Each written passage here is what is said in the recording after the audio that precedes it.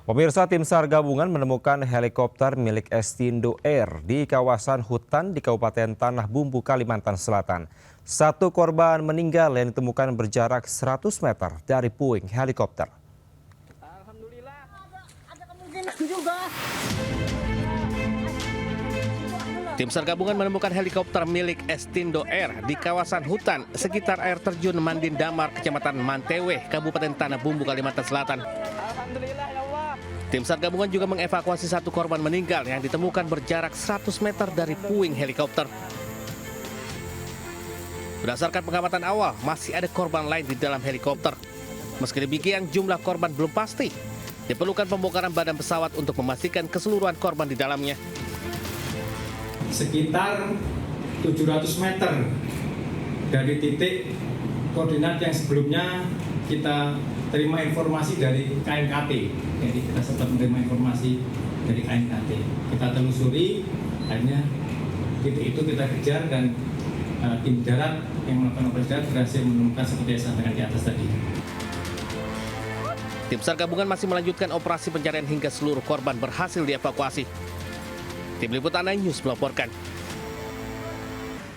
Pemirsa, 3 polisi gadungan menipu warga hingga puluhan juta rupiah di Pasuruan, Jawa Timur. Para pelaku berbagi peran dengan rapi dengan motif bisa membebaskan keluarga korban yang ditahan polisi.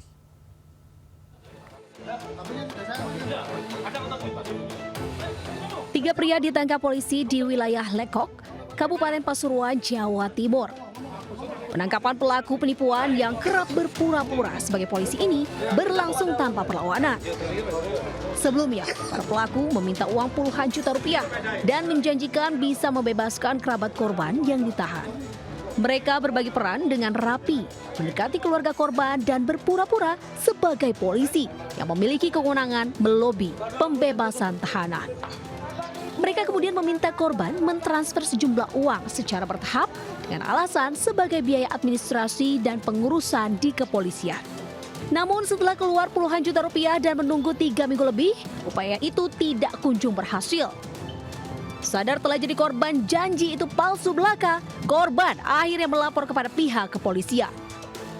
Untuk bisa membantu dan sebagainya terkait dengan kasus atau penahanan, silakan langsung datang ke kami, cek terkait dengan permintaan dari oknum-oknum. Kepada polisi, para pelaku mengaku uang hasil kejahatan dibagi rata untuk kebutuhan pribadi masing-masing. Kini mereka dijerat pasal tentang penipuan dan terancam 4 tahun penjara. Di Pasuruan, Jawa Timur, Jaka Samudra melaporkan. Sakit hati ditinggal cerai oleh suami. Seorang wanita bakar rumah milik Pak RT hingga ludes. Pelaku mengamuk dan menangis histeris menolak saat ditangkap polisi.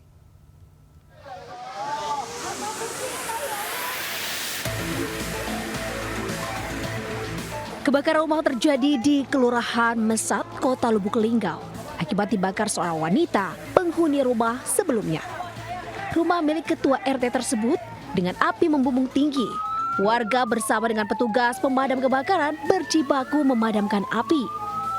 Pembakaran rumah dipicu amarah pelaku yang kecewa karena ditinggalkan suaminya. Pelaku sakit hati setelah rumah miliknya dijual oleh suaminya.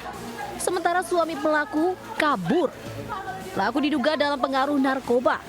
Pelaku marah saat diamankan polisi. Dilakukanlah pembakaran sehingga mengakibatkan kebakaran rumah tersebut. Untuk kerugian sendiri, rumah yang dibakar? Jadi untuk kerugian ditaksir sebesar kurang lebih 150 juta. Tersangka terancam hukuman 12 tahun penjara. Dari Lubuk Linggau, Sumatera Selatan, Sudirman melaporkan.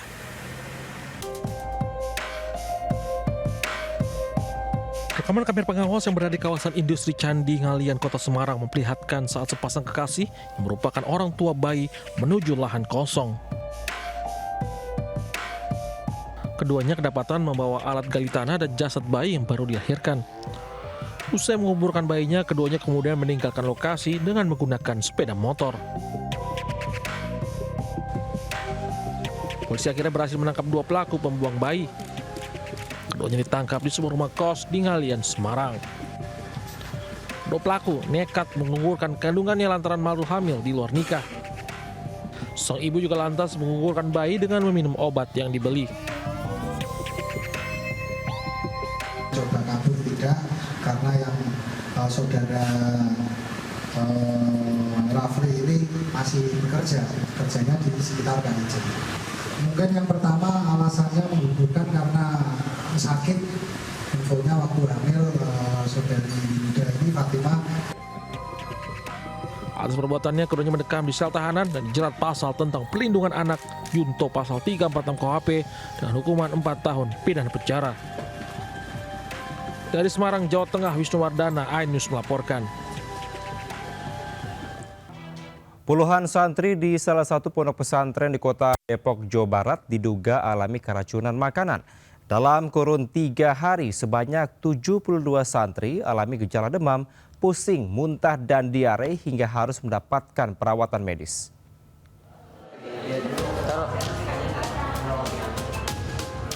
Beginilah suasana saat puluhan santri Baitul Quran Kota Depok dirawat di Rumah Sakit Bayangkara Brimob diduga akibat keracunan makanan. Total 72 santri sudah mendapat penanganan, terdiri dari 42 pasien rawat inap dan 30 pasien rawat jalan. Sebanyak 10 pasien rawat inap telah pulang, sehingga kini 32 santri masih dirawat di Rumah Sakit Bayangkara Brimob. Untuk pengecekan sampel muntahan pasien telah diserahkan kepada Dinas Kesehatan oleh petugas Puskesmas untuk pemeriksaan laboratorium. Kedatangan sejumlah santri dari pesantren Baitul Quran yang mengalami hampir sama gejalanya, yaitu dengan keluhan pusing, lemas, mual muntah, dan buang air besar dalam jumlah yang sangat sering. Kini pihak rumah sakit dan Dinas Kesehatan Kota Depok masih melakukan pemantauan intensif hasil pemeriksaan laboratorium. Diharapkan dapat segera mengungkap sumber penyebab keracunan massal ini.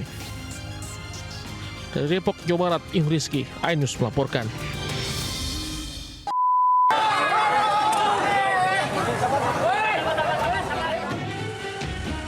Warga panik dan berhamburan saat mengetahui 4 gudang kain, sepatu, makanan, dan logistik Dinas Perumahan dan Kawasan Permukiman Pemerintah Kota Cimahi terbakar hebat.